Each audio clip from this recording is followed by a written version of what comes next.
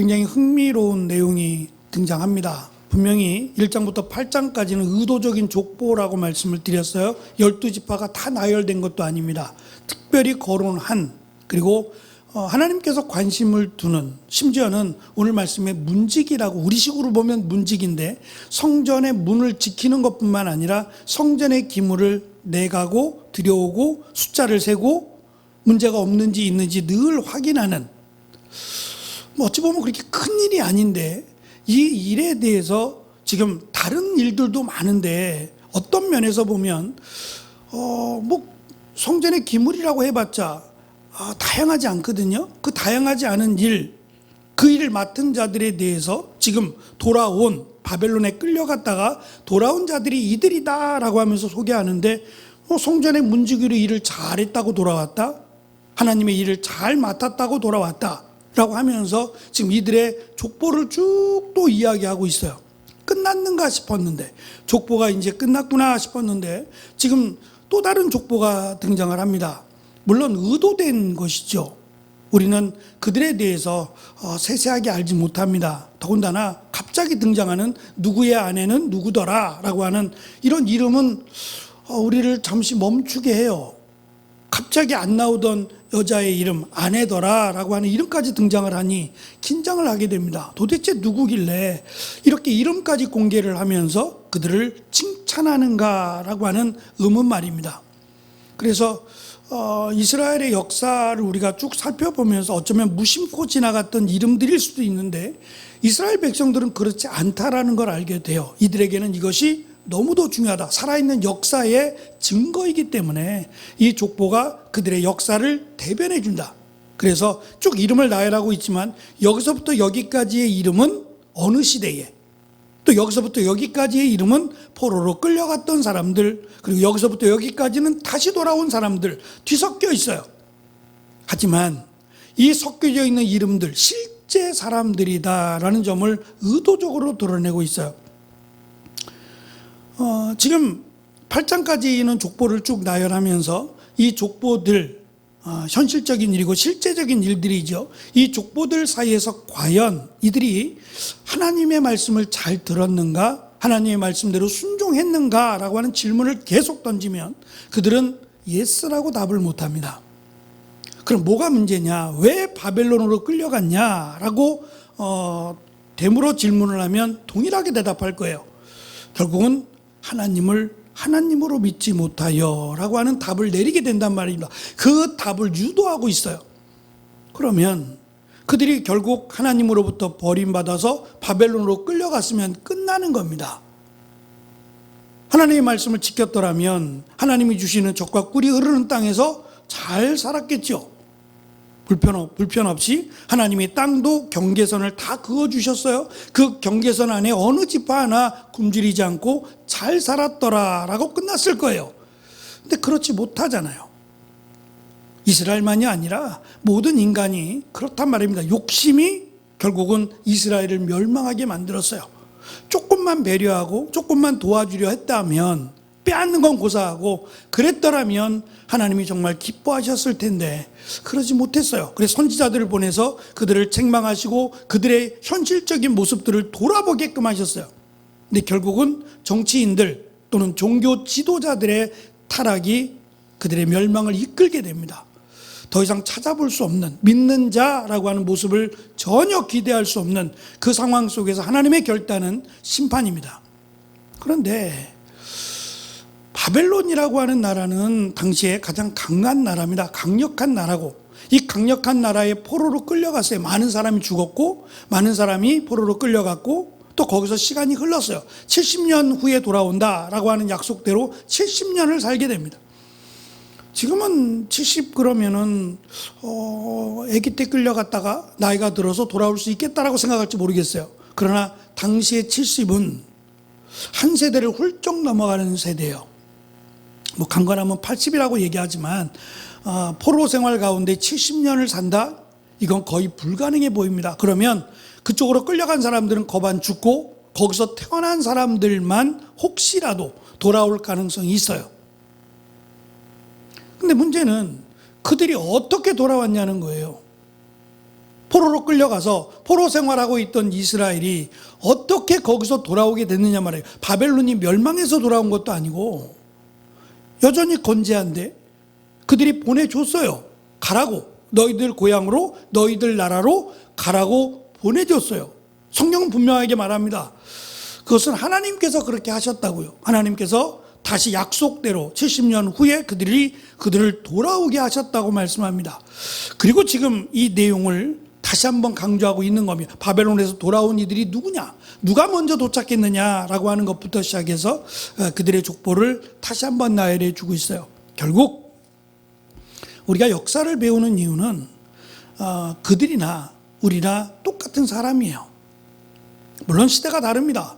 그때 살았던 삶의 모습이나 지금 살고 있는 삶의 모습이 분명히 다를 수 있어요. 하지만 사람은 크게 다르지 않습니다. 결국 그 끝이 무엇인가를 가르쳐 주고, 또 한 가지는 인간의 역사라고 해서 족보들을 계속 살펴보고 나열하고, 그래서 인간의 역사, 우리는 족보만으로 찾아볼 수 없지만 그들은 족보를 통해서 그들의 역사들을 점검해 볼 수 있어요. 어느 세대 어떠한 왕이 다스렸고, 이런 것들을 다 알 수 있는 그들의 모습 속에서 이 족보가 중요한 게 아니라 사실은 하나님이 더 중요함을 의도적으로 강조해요. 하나님은 족보가 없지요? 하나님이 무슨 족보가 있어요? 하나님은 처음부터 하나님이고 지금도 여전히 동일하신 하나님이에요. 그러면 하나님께서 약속하신 약속대로 이 역사가 흘러가느냐는 거예요.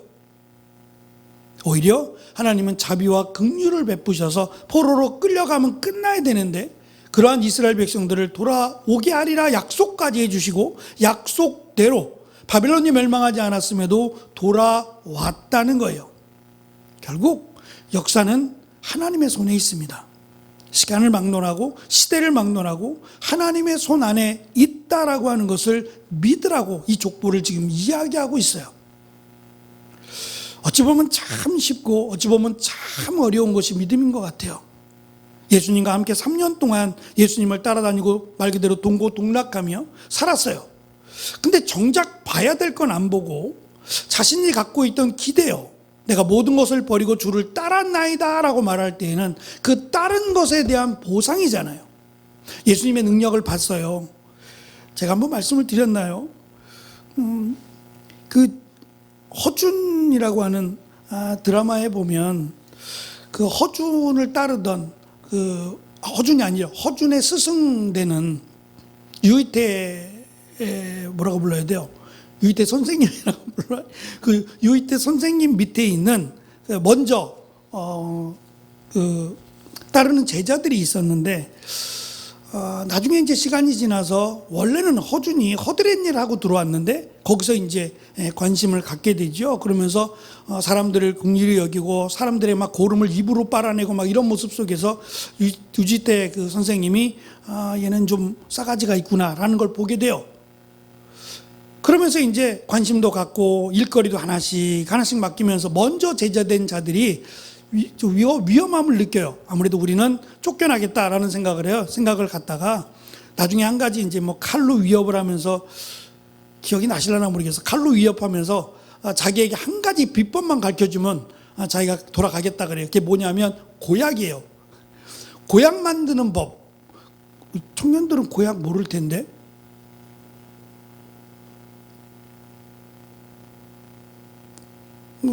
청년 혹시 강건이 고약 알아? 써본 것 같아. 까만색인데 이게 빨리 골무라고 오히려 빨리 덧나도록 이렇게 만들어가지고 빨리 이게 상처를 치료하는 그런 건데, 하여튼 지금은 뭐 그런 거 없어요. 그냥 치료하면 되지. 병원에 가면 훨씬 나은데 고약을 누가 붙이고 있어요. 근데 그때는 그랬나 봐요. 그래서 고약 만드는 이거 방법, 비방이라 그러죠. 요거만 가르쳐주면 내가 여기서 순순히 물러나겠다. 칼로 위협하다가 그 얘기가 생각이 나요.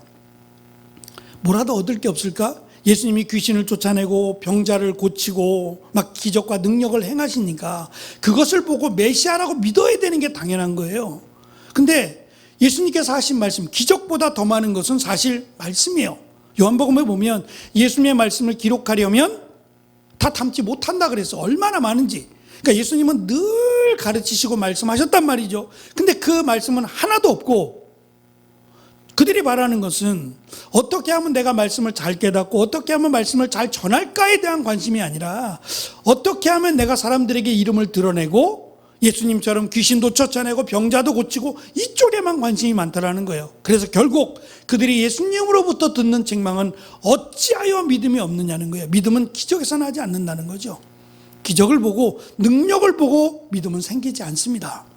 오히려 반대가 될 것 같아요. 믿음은 들음에서, 하나님의 말씀을 듣고 믿음에서 믿음이 생긴다는 거죠. 하나님의 말씀이니까 그 말씀이 그대로 이루어지실 것이고 말씀이 곧 하나님이시고 능력이니까 말씀을 믿고 말씀대로 살아갈 때 믿음이 자란다라고 가르쳐 주셨어요. 이스라엘의 멸망은 결국 말씀과 멀어진 겁니다. 그 답을 계속해서 강조하고자 해요. 왜 멸망했느냐? 어떻게 돌아왔느냐? 우리도 살펴봐서 알지만 그들은 살아왔으니까 알 거 아니에요. 살아왔어요. 하나님 말씀을 거역했고 배반했기에 포로로 끌려갔고 돌아온 것은 하나님의 약속대로 하나님의 은혜로 돌아왔다는 건 말하지 않아도 다 알아요. 그들이 거기서 살아왔고 지금 돌아온 살아가고 있는 사람들이니까 누구에게 물어봐도 다 알 거란 말입니다. 그러면 결국 강조하고자 하는 것은 세상을 보지 말라는 거예요. 세상의 권세, 세상의 욕심, 그거 바라보지 말라는 거죠. 전능하신 하나님을 바라보라는 거예요. 보이지 않지만 하나님의 말씀, 하나님을 바라보고 살아가면 하나님이 역사하신다라고 하는 것을 계속해서 강조합니다. 특별히 우리가 관심을 가져야 될 내용은 끝쪽에 가면 35절부터 44절이 되겠는데요. 사울 왕조가 등장을 해요. 사울의 족보가 갑자기 등장한단 말이죠. 그리고 이어지는 이제 10장의 내용에서는 다윗의 족보가 나와요. 의도적이죠. 그냥 35절, 34절까지 끊고 35절부터 이렇게 10장으로 붙여놨으면 한눈에 더 잘 보일 텐데 왜 9장 끄트머리에다가 이렇게 붙어 있는 걸 여기서 잘라놨는지 모르겠어요. 저는 그냥 개인적으로는 34, 35장부터의 내용은 10장으로 붙여놨더라면 두 개가 딱 비교가 되거든요. 사울의 족보랑 다윗의 족보가 비교가 돼요. 의도적인 거 아닌가요? 근데 이렇게 잘라놓으니까 왜 끄트머리가서 왜 사울의 족보가 가만히 나오지? 물론 베냐민의 족보죠. 베냐민의 족보가 물론 앞에서 베냐민이 유다와 또 하나님 말씀을 따르는 쪽으로 긍정적인 부분으로 설명해 왔으니까 그럴듯해 보이기는 해요. 하지만 끝까지 읽어보면 35절로 45절에서 강조하는 것은 결국 사울 왕조의 종말입니다.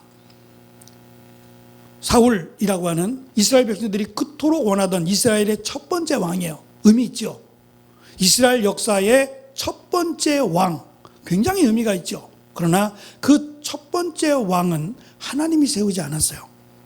그래서 저희가 사무엘상 할 때 이 말씀을 드렸는데 왕이나 제사장이나 선지자로 세움을 받을 때 기름 부음을 받는다 그랬어요. 그런데 이 기름 부음의 성분이 다르다고요. 제사장이나 선지자나 왕이나 각각 성분이 달라요. 그래서 냄새만 맡으면 선지자를 세운다, 왕을 세운다, 제사장을 세운다가 분별이 되는 거예요. 세고를 어떤지는 모르겠고 하여튼 냄새가 다르면 성분이 다르기 때문에 냄새가 나요. 그래서 사무엘이 다윗에게 기름을 부으러 가셨을 때 이 기름이 왕의 기름인 줄 알았어요. 준비를 사무엘이 하니까 왕의 기름이에요. 근데 왕이 지금 버젓이 살아있잖아요.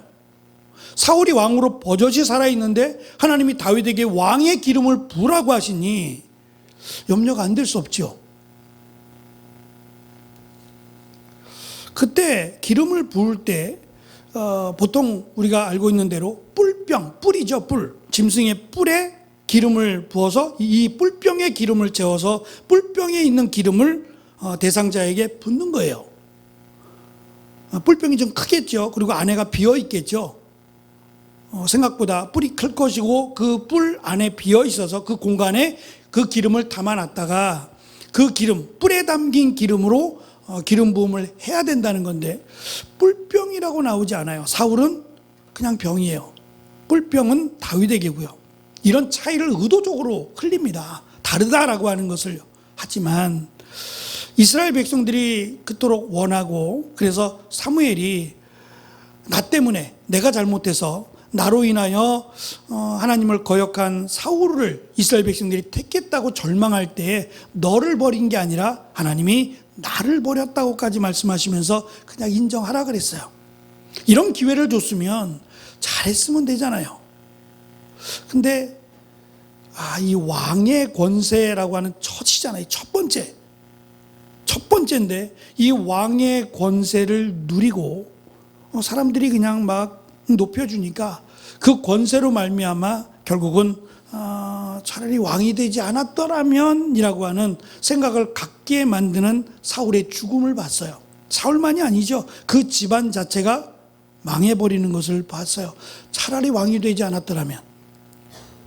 물론 이러한 내용들은 다윗도 아쉬움이 있고 솔로몬에게도 아쉬움이 있어요. 하지만 인간이니까 라고 말하면 그냥 그 정도로 우리가 이해를 하는 거지.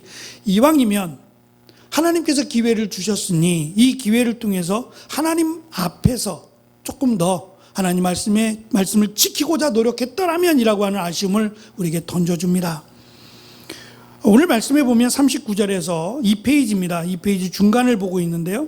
비극의 예고입니다. 사울의 네 아들 이름이 나옵니다. 요나단과 말기수와 아비나답, 에스바알이라고 하는 이름이 등장하고 이 중 세 아들은 곧이어 벌어질 블레셋과의 전투에서 사울과 함께 죽습니다.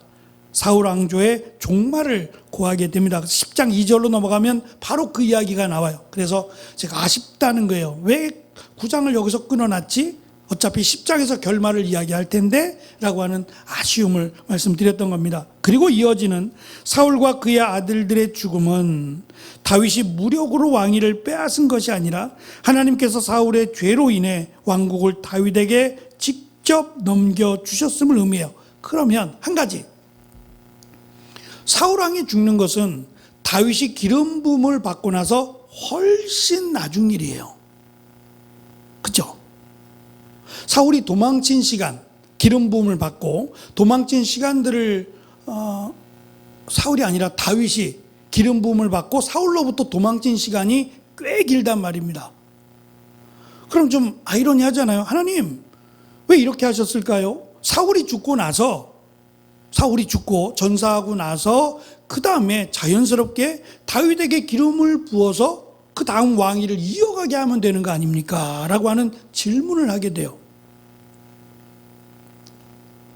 분명히 하나님이 다윗에게 기름을 부으라고 명령하셨고 사무엘도 기름을 부었어요. 그것 때문에 이제 사단이 일어나고 어떻게 하든지 다윗을 죽여야 된다. 다윗이 죽어야 아들 요나단이 사울의 뒤를 이어 왕이 된다고 생각해서 그토록 죽이고자 했어요. 그래서 심지어는 다윗이 잘했다는 건 아닙니다만 블레셋이라고 하는 나라, 골리앗을 죽인 나라잖아요. 골리앗의 나라기도 한 블레셋으로 가서 미친 척까지 할 정도로 더 이상 도망갈 데가 없어서 심지어 블레셋까지 도망가는 이런 참 어처구니 없는 일도 겪게 됐잖아요.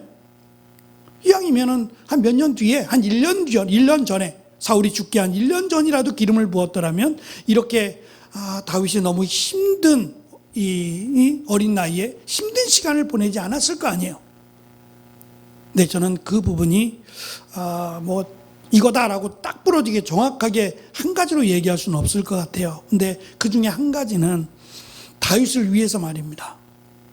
다윗을 위해서 하나님이 너를 왕으로 세우시려고 하는데 하나님이 세우시려고 하는 왕, 그리고 이스라엘이 필요한 왕은 누구인지를 가르쳐 주시려고 해요. 그래서 다윗이 도망갈 때 잘 보시면 다윗에게 붙는 사람들이 있어요. 흔히 비류들이라고 말해요. 사회에서부터 버림을 당하거나 가족들로부터 무시를 당하고 당시 어지럽혔던 이런 사회 속에서 사울의 타켓이 되어야만 했던 사람들. 그래서 어쩔 수 없이 다윗에게는 아무런 도움이 안 되는 것 같은데 그들이 다윗을 찾아와요. 찾아와서 다윗이 그들을 돕게 만들어요. 어쩌면 그들의 지도자로 하나님이 만드시더라는 거예요. 그러면서 하나님이 왕의 역할을 배우게 하세요. 군림하는 것이 아니라 이들의 필요를 채워주는 왕으로, 특별히 하나님이 원하시는 이스라엘을 만들기 위한 과정으로 하나님이 그 시간을 삼으신다는 거예요. 이것이 하나님의 뜻이라면 우리에게 주어진 일들 그냥 자연스럽게 너무도 그냥 잘 연결이 되어서 우리가 흔히 말하듯 형통하듯이 자연스럽게 물이 흐르듯 이루어지면 얼마나 좋을까요? 근데 하나님의 뜻이 그렇지 않다면요, 마치 다윗에게 사울 왕이 버젓이 살아있는데 기름을 부은 것처럼, 그것이 하나님의 뜻인 것처럼 우리가 형통한 게 아니라 오히려 하나님의 어떠한 뜻이 계셔서 우리가 광야라고 하는 힘들고 어려운 길을 걷게 하셨다면요, 하나님이 다윗에게 원하시는 것은 큰 게 아니라 하나님을 찾고 구하는 거였어요. 하나님께 기도하고 하나님이 함께 하신다라고 하는 것을 믿으라고, 어떠한 상황이 주어지더라도 하나님이 너를 버리지 않아 너와 함께하는 분이야 라고 하는 것을 다윗이 인정하고 그것을 확실하게 믿었더라면 그의 어릴 때의 그 아픈 추억은 독이 아니라 저는 약이 되었을 것 같아요. 그것을 정말 내 것으로 만들었다면 자기 수아의 아내를 마치 겁탈하듯이 그렇게 취하지는 않았을 것 같아요. 하나님이 그 정도 했으니까 그만큼이다 생각해 본다면, 만약에 다윗이 형통하게끔 만들어 놨다면 어떠했을까요? 하나님이 그토록 고생시켜 가면서 사울의 죽음 앞에서 몇 번을 살려주시고 그렇게 해서 다윗을 왕으로 세워주셨음에도 불구하고 자기 수아의 아내를 강제로 빼앗고 수아를 죽음으로 몰아내기까지 했었는데, 형통하듯이 잘 다윗이 원하는 대로 탄탄대로 해서 왕이 되었더라면 말입니다. 생각하기도 쉽지 않지만 어쨌든 우리가 제일 중요하게 여겨야 될 것은 하나님은 전능하시고 하나님 우리를 사랑하신다는 건 변함이 없어요. 그러니까 우리에게 예수 그리스도를 보내주신 거죠. 사랑의 절정, 사랑의 증거가 바로 예수 그리스도를 이 땅에 보내신 것 아니겠어요? 그렇다면 우리가 예상치 못한 일이 있을 때, 지금 이스라엘이 포로로 끌려가는 이러한 정말 절망 가운데 있을 때 하나님이 원하시는 것은 하나님께로 돌아오라는 거였어요. 하나님을 찾으라는 것이고 하나님은 기다리고 계신다는 것을 계속 말씀하셨어요. 그것이 우리가 해야 될 일이라는 겁니다. 어떠한 상황 가운데도 하나님을 원망하고 불평하는 게 아니라 오히려 하나님께 나아와 기도하고 하나님의 은혜를 구하는 것, 그것이 이 역사를 통해서 우리에게 강조하는 가장 큰 의미라고 생각합니다.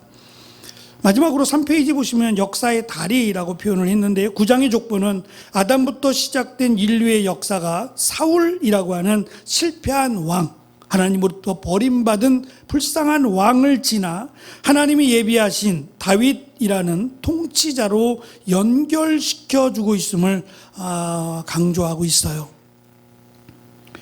결론입니다. 9장이 우리에게 전하는 것은 첫째, 하나님의 때를 신뢰하라는 겁니다. 유배 70년이 찼어요. 하나님의 약속대로 70년이 지나 예루살렘을 중건하게 하신 하나님은 우리의 고난 가운데도 회복의 때를 예비하고 계십니다. 족보에 기록된 이름들처럼 하나님은 우리의 고통과 이름을 모두 기억하고 계세요. 두 번째, 예배의 수호자가 되라는 의미입니다. 성전의 기구 그리고 문지기 이러한 일을 감당했던 레위인들처럼 어찌 보면 허드렛 일이에요. 가장 중요한 일이 사실은 언약궤를 음반하는 일이에요. 지성소에 들어있는 성물이죠. 지성소에 들어있는 성물을 운반하는 일은 정말 특별한 일입니다. 근데 그 일을 하는 자들이 아니라 문지기예요. 그릇 닦고 그릇의 개수를 세고 하는, 성전의 기물을 맡아도 별로 눈여겨보지 않을 자들, 그들의 이름을 기록하고 있다는 점이에요. 이게 더 놀라운 것 같아요. 그러니까 하나님의 일은 크고 작은 일이 없이 다 하나님의 일이라면 거룩하고, 하나님은 그들에게 일을 맡기심을 기뻐하시고 그 일을 감당함을 하나님은 기뻐하신다는 것을 의도적으로 드러내고 있습니다. 마지막, 내 나라를 내려놓고 하나님의 나라를 구하라는 것을 강조합니다. 사도 사울 왕조의 종말은 자기 뜻대로 통치하려던 인간 왕의 한계를 드러냅니다. 사울의 길을 떠나 하나님 마음에 합한 다윗의 길이라고 할 수 있는 하나님의 통치를 온전히 인정하는 삶으로 나아가기를, 그래서 10장에 다윗의 왕조를 기록함으로 하나님이 사울의 왕조가 아니라 다윗의 왕조를 원하시나, 완벽하진 않습니다. 그럴지라도 하나님 마음에 맞기 위해 수고하고 노력한 다윗의 왕조를 칭찬하고 있습니다. 이제 역대기의 족보는 끝이 납니다. 하지만 이 족보를 통해 증명된 하나님의 신실하심, 그리고 하나님의 전능하심, 이 두 가지는 당시의 역사뿐 아니라 지금도 우리가 살아가고 있는 시대에 동일하게 적용이 돼야 돼요. 하나님은 신실하시다. 하나님은 전능하시다라고 하는 사실을 믿으라고 성경은 우리에게 계속해서 강조하고 권면하고 있습니다. 이것이 어지러운 세상 가운데 한 치 앞도 알 수 없는 이 세상 가운데 우리가 유일하게 하늘의 것을 찾을 때 믿어야 될 하나님의 신실하심과 하나님의 전능하심이라고 생각합니다.